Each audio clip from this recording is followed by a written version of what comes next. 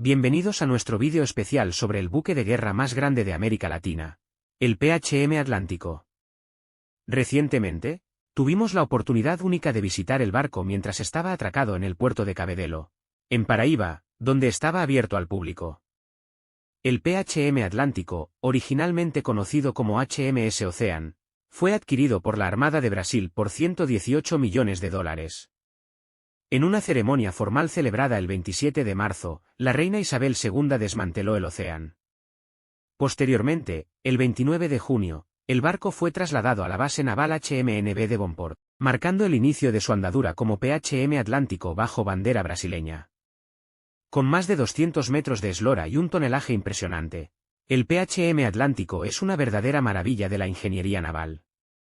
Además de su capacidad de transporte, el Atlántico cuenta con sistemas de mando y control de última generación, lo que lo convierte en una plataforma altamente eficiente para misiones militares y humanitarias.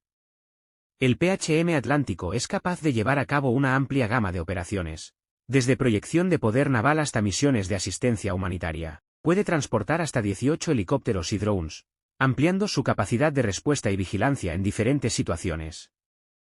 La Armada de Brasil opera una variedad de helicópteros, incluidos el SH-60 Seahawk, X-725 Super Cougar, Super Lynx, entre otros, además de helicópteros de la Fuerza Aérea Brasileña, FAB, y del Ejército Brasileño EB.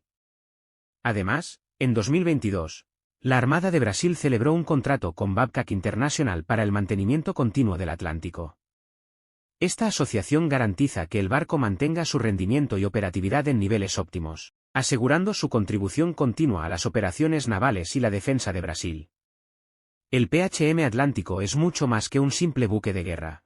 Es un símbolo del poder naval brasileño y un instrumento vital para la defensa y la seguridad de la nación. Gracias por acompañarnos en este viaje para aprender más sobre este impresionante barco.